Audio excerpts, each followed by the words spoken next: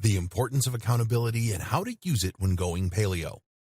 As the previous video mentioned, building new habits can be tough, but it is always possible. It can be difficult, however, and many times we need a system to help us stay on track. Building a habit is one thing. Sticking with it is quite another.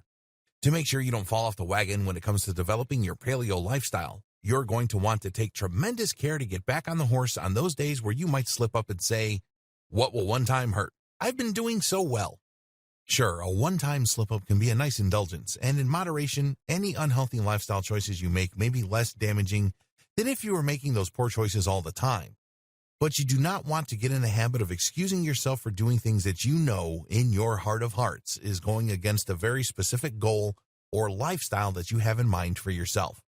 If you tell yourself it's okay to indulge once, you might want to indulge again later, and soon whatever self-control and discipline you had managed to summon will be lost.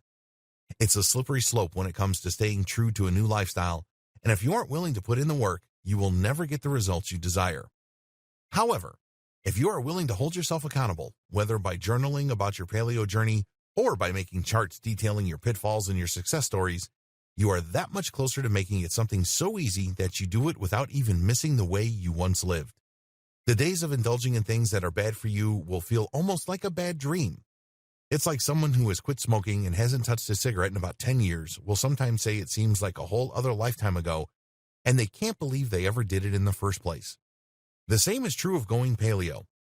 If you are willing to put in the time to make this work for you, someday you will look back on the bad choices you made for your health and feel horrified and perplexed at what you had been thinking all that time. Journaling can be a great tool.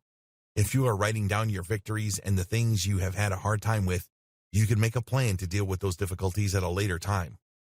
Writing about your journey can help you understand what things might cause you to crave certain foods that you know are bad for you. That way, you can avoid triggering events and focus on making sure you remain in situations that allow you to make the healthiest choices possible for yourself.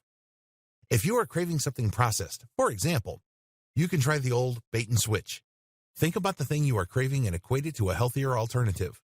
Maybe instead of eating a cheeseburger from your favorite fast food restaurant, you could try a leaner meat burger instead. You can easily find bread alternatives to create wraps out of lettuce. You hardly miss the bun.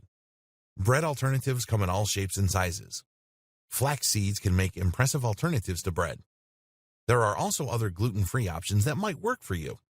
Just make sure you are doing a good job at reading the labels to the foods you eat before you eat them so you don't end up making a mistake that could cause your body confusion.